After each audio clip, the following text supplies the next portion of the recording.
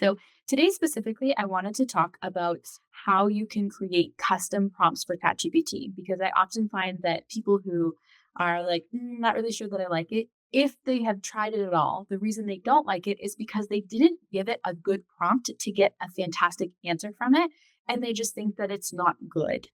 Well, if you hired someone and asked them to do something without really explaining what you wanted them to do, chances are you're not going to get a good result. Does that mean you fire the person?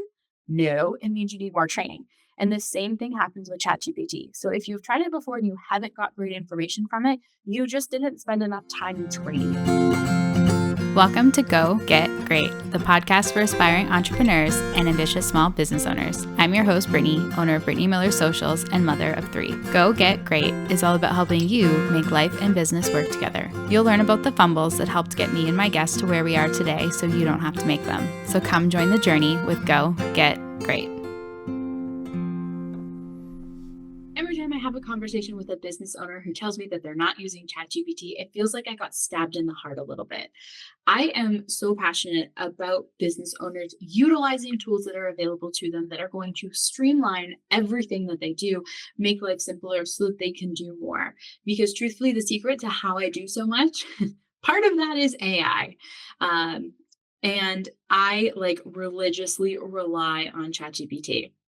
Now, I know some of you out there are listening and you're going, I'm still not really a huge fan of ChatGPT tools.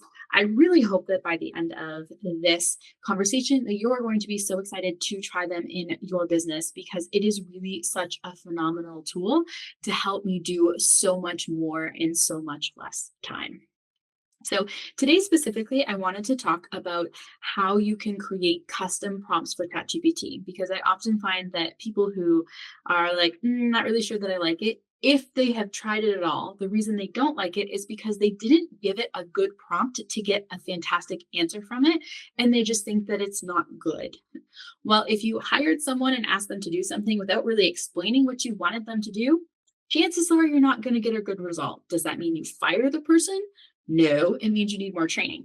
And the same thing happens with ChatGPT. So if you've tried it before and you haven't got great information from it, you just didn't spend enough time training it. So I actually have a few different resources available for business owners. If you're like, okay, cool, I've never used this. Where do I start? Or I've used this and I didn't get the results that I was looking for. How do I fix that in the future? So I definitely want you to head to the show notes and grab my free resource, 100 plus ChatGPT prompts. It's going to help you with all areas of your business, social media, email marketing, those prompts in there for podcasting and blogging, pretty much everything that I've ever used for ChatGPT or with ChatGPT and got great results with. So all of those are included in a free resource that you can find in the show notes.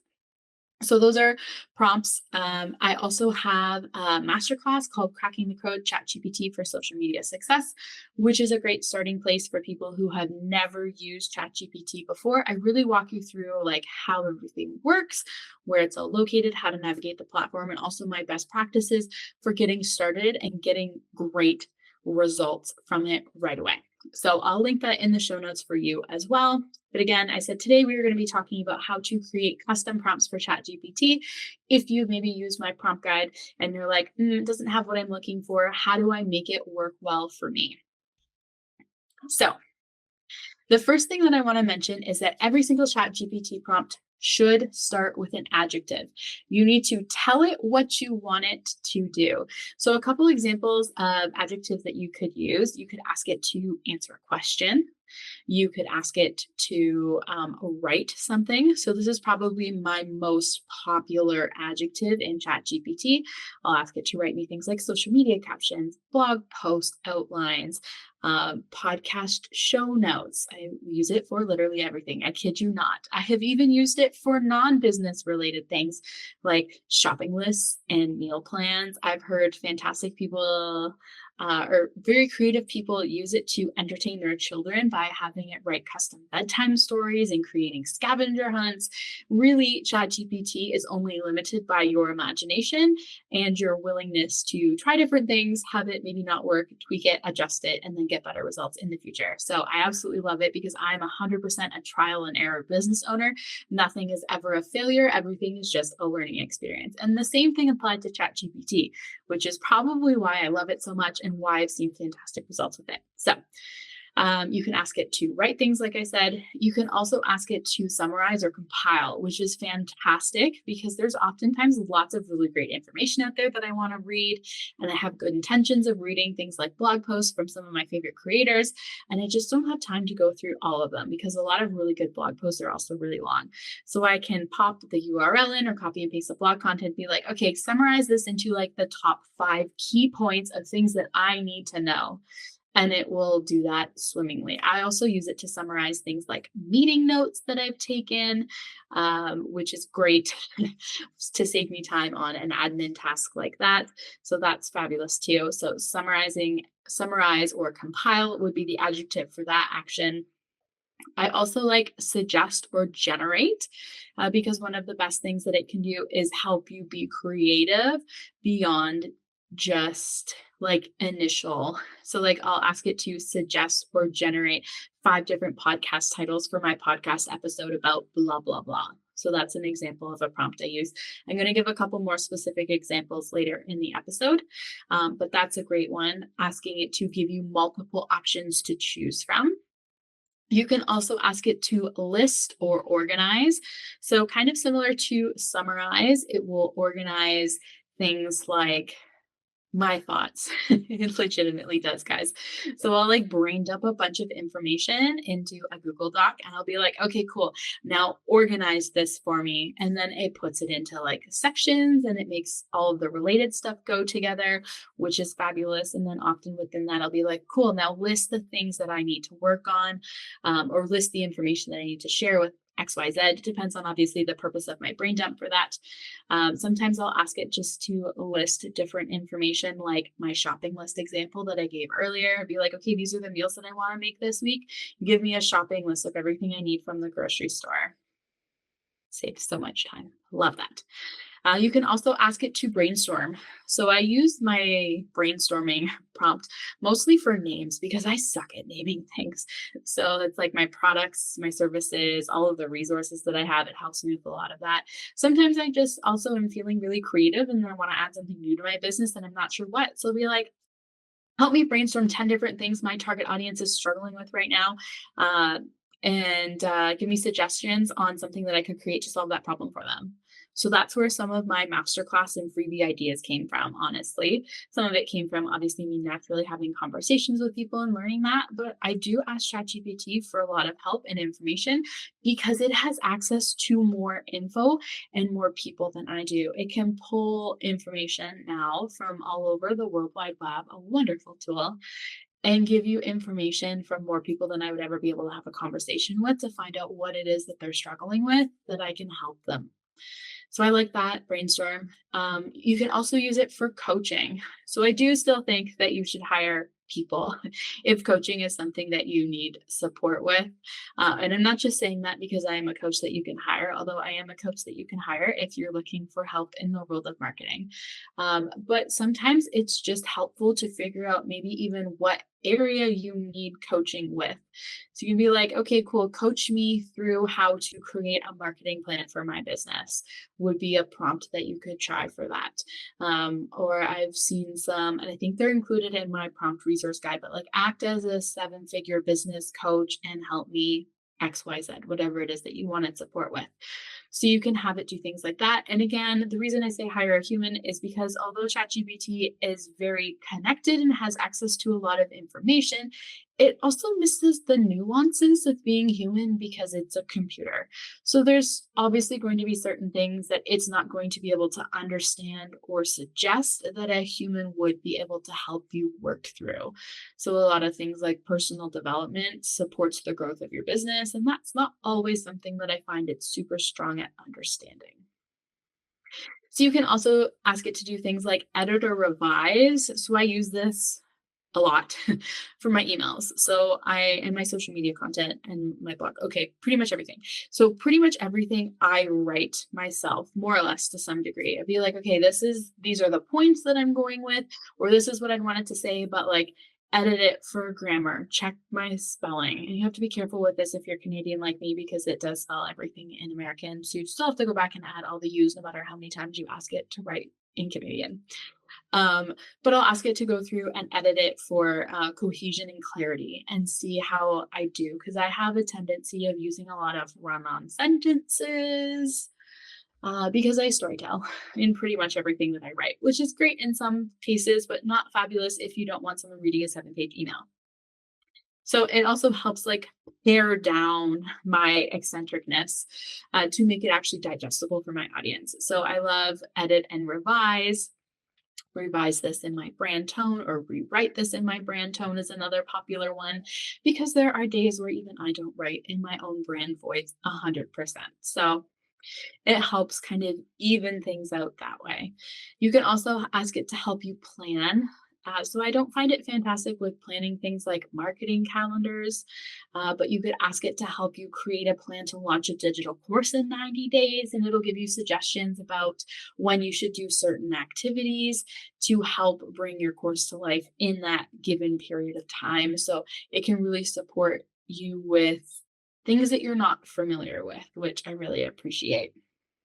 So it can also critique is another adjective that you can use. So you can be like, okay, cool, this is what I was going to send as an email. Go through and give me 3 critiques about how I can make this better. Or I use this more so for website content and copywriting because that's not really my area of expertise. I'll be like, okay, taking a look at this website page, can you give me some critiques to let me know what I can do to make it better?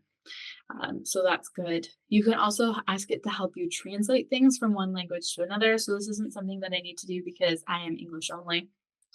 But it does help if you need help with that. I cannot speak to the effectiveness of the translations because, again, I only know one language and I've never tried this, but I have heard other people use this to some degrees of success. So and you can also ask it to help you research. So I talked about this a little bit earlier too, but you can have it, research or brainstorm. It really depends on kind of what it is that you're doing, which adjective would be a better fit. But, research 15 other businesses like mine that can be used for competitive analysis, like a SWOT analysis, might be a way that you could have it conduct some research for you. So, lots of different ways, but every single prompt that you create should start with an adjective because that helps it understand what it is that you want it to do to get the best results. Now, after the adjective, you're going to want to add some more information about what it is that you want it to do. So, brainstorm, but brainstorm what? So, it needs some additional details here to give you the results that you're looking for. So, adjective, information about what you want it to do. And then I usually do a period. That's like one sentence. And then after that, I'll be like, I do this a little bit less because it's trained to know me a little bit more. But if you haven't used ChatGPT 100%, even if you filled out the new customization information for it and given it some background, I still recommend that you tell it a little bit about who you are, what you do, who you serve, what your goals are. Just like in one really short sentence, I'm a something something that does something something for like someone who's your target audience, just so that it really like reiterates what it is that your focus is. And then after that, if you have any additional information for it. Okay, so I actually use generate 5 enticing titles for this podcast episode in 200 characters or less that include one of the following keywords. Here's some information about the episode. So that's the end piece that I was talking about. If you have additional information to give it to understand something specific that you want it to write about, you usually say, here's some information about blah, blah, blah. And then you do a semicolon, and then I just paste all that information in. So that is an example of a prompt that I use that starts with an adjective and then has some explaining information about what I want it to do. In this case, it's write 5 enticing titles for my podcast episode, and then I fed it some additional information about what the podcast episode was about. So that's an example of a prompt that I use. And I even give it additional instructions. So I was very, very specific with this about what I wanted. So not only do I want 5 enticing titles for my podcast, they have to be 200 characters or less, and they need to include a keyword. So I'm telling it like almost very specifically what I want it to write. And it's just making it easier so that I don't have to sit there trying to figure out 5 different ways to write more or less the same information. So in this case, my keyword was quitting social media because this was one of my recent podcast episodes. So the 5 options that it gave me were quitting social media. Here's how to keep your business thriving. That was option 1. Option 2, can you quit social media and still get clients? Let's talk sales funnels. The third one, quitting social media, how to replace it with smarter lead gen. 4, beyond social media, the sales funnel strategy for business growth. So it doesn't even always listen sometimes because that did not include the words quitting social media, but I digress. And then number 5, want to quit social media, here's what to do first. So it helped take the ease off my mind of trying to figure out how to rewrite the keyword quitting social media and make it relevant to my podcast in a very short title. And then from those, I would just pick the one that I like the most. Sometimes I'll even combine them. Truthfully speaking, I don't really remember what I chose as the title for this podcast episode. I think I combined 2 of them. But when you give it instructions to give you options that are very specific, then it makes it so much easier. So instead of me spending 15 minutes trying to figure this out on my own, it took it 4 seconds to give me those options. And then I just had to pick one. That's how we're making your business more streamlined, more optimized, so that you have more time to do other things. So I can go through and prep pretty much an entire podcast episode in about an hour. And again, I don't do my own editing, but I do all of the titles and the descriptions and the building it in my platform and the prepping my social media content. And I do it in an hour. Most business owners would spend like 45 minutes to an hour just writing their podcast description and figuring out the title. So really, really saves you a lot of time to give you more time to do other things. So that's what I love. Okay. So alternatively, if you're not starting with an adjective, then you can ask it to act as a specific role in your business. So I do this sometimes too. So, an example, act as a professional copywriter. So I'm telling it what I want it to do by by assigning it a role. So you can start your prompts like that sometimes as well. So act as a blah to do blah. So the rest of this example was act as a copywriter to write a 300 to 350 word podcast description for this episode in my tone. So that was the rest of the prompt. So I told it what I wanted it to do, and I gave it its specific instructions about how I wanted it to carry out that task for me. And truthfully speaking, I do very minimal editing to most of what it gives me because of how specific my prompts are and how much time I've spent training it to understand who I am, who I serve, what I do, and what I want it to sound like. So this is not like the outcomes that I get from this are very, very different than the outcomes I got from using ChatGPT like a year and a half to 2 years ago. It's crazy to think that I've been using this tool that long. But same way with, like I said, pretend it's an intern, and your intern is going to take time to get you really great results in your business. You still need to supervise it. You still need to double check it, fact check it, make sure that it sounds good. You wouldn't just give an intern free reign to do your marketing content and just pray that it looks good. Same with ChatGPT.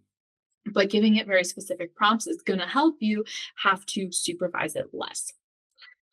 Okay, so, a couple tips for you now that I've shared kind of how I typically create my prompts. So, I either start it with an adjective or I start it with like a role of what I want it to do. So, tips, like I mentioned before, be very, very specific. Like, the more specific you can be, the less editing and revising and refining you're going to have to do with the results that it gives you. Also give it lots of additional detail if you can. So you saw that or you heard that I fed it a whole bunch of information about what my podcast episode was about. Or sometimes I'll be like, here's an example or here's a template you can use. And I'll give it something that I've already written in the past that I really liked and ask it to just follow that with the new information. So give it lots of additional details in addition to being very specific about what it is that you want it to do. You can also ask for multiple options like I did. So generate 5 titles for my podcast, and then I basically just pick one. I like that. And then refine, refine, refine. So this is probably one of the reasons why it took me longer to get better results with ChatGPT is because I would take what it gave me, copy and paste it into like a Word document or Asana or whatever it was that I was using at the time to like manage whatever I was doing, social media, blog writing, etc. And then I would just go through and do all the edits myself. And what I've learned slowly the hard way was that ChatGPT wasn't learning as fast as I wanted it to because I wasn't giving it instructions. It gave me something and then I never said anything about it. It's like never giving your intern feedback. Well, of course, they're never going to get any better because you haven't told them what it is they're doing that you like or you don't like and what areas for improvement they have to make. So make sure that you're doing your edits, like not 100%, but be like, okay, cool, that was really great. I'm going to tweak XYZ if you're going to do it outside of the platform. And be like, okay, cool, but I want to change this paragraph or I want to reorder this or can we shorten it? Can we make it longer? Give it some instructions about what it is that you didn't like about it so that it can go back and make adjustments and then it starts to learn about if you didn't tell it how long you wanted it to be or what tone of voice it was and be like, okay, cool, but can we make this more positive? Can we make it more encouraging and inspirational? Here's a story that we can add. Feed it additional information if you don't get a good result the first time. So nothing is ever final. Revise, revise, revise, and continue tweaking not only the results that it gives you, but also the prompt. If it gives you something and you're like, not really sure that was where I was going, go back and change it. I probably went through 50 different versions of more or less the same sentence to get it to a point where it spits out pretty much verbatim what I want for my Pinterest captions. Yes, ChatGPT writes that for me, guys. I do I do a lot of the foundational work and I pre-write a lot of stuff, but there are also a lot of things that are pretty automated in my business now, which is awesome. I just have to kind of put the specifics in about the Pinterest image that we're creating captions for or the podcast episode that I'm generating titles and descriptions for.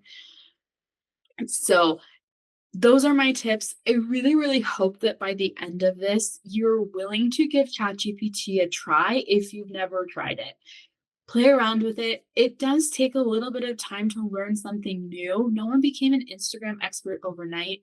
No one picks up the guitar and is magically a rock star in Hollywood. It doesn't matter what you're doing. It does take time and a little bit of practice. But I guarantee you this is going to be something that is going to become foundational in your business and make your life so, so, so much easier. So I hope this is helpful. Spend some time this week going through and practicing or playing with prompts in ChatGPT. If you haven't done so already, make sure you grab my prompt guide. And if you're interested also in my masterclass, which is a paid option, but I'm going to be building out the masterclass to include more information and additional prompts, including the exact prompt flow that I use for my podcast to do basically nothing. Myself. And that sounds so bad, but it automates so much of it for me. And you can do that too for your podcast. I'll also share some of my Pinterest prompts, etc., so that you can streamline 90% of your business like I have. So it's well worth it just to get some of the advanced prompt flows that I use for some of those projects. So check all of that information out. And of course, as always, if you ever have any questions, please, please, please send me a message on Instagram, send me a DM, let me know. A lot of my podcast ideas come from conversations that I've had with people in discovery calls, just out and about. This was a conversation I had with a friend when she was over for a little mini mastermind that we were doing the other day. Sorry to put you on the spot, hon. But you really do need to try ChatGPT. So hopefully after listening to this episode, it encourages you to do it because it is going to make your life so much easier. So thank you guys again for listening. Make sure you like and follow the podcast. Leave us a review if you can, because it helps us connect with more small business owners who want to make their business support their life instead of having their business run their life. So we will see you next week on the Go Get Great podcast. Thank you so much for tuning in to Go Get Great. I hope you found some useful tips and tricks that can help you make life and business work together. If what I said resonates with you, please share it on social media and don't forget to tag at Brittany Miller Socials so that I can celebrate you for taking those first steps towards achieving greatness. Remember, success doesn't happen overnight. It takes dedication, hard work, and a lot of spirit. So don't be afraid to dream big and go after what you want. Keep striving for greatness. You get closer with every step forward, no matter how small they may seem. Until next time, go get great.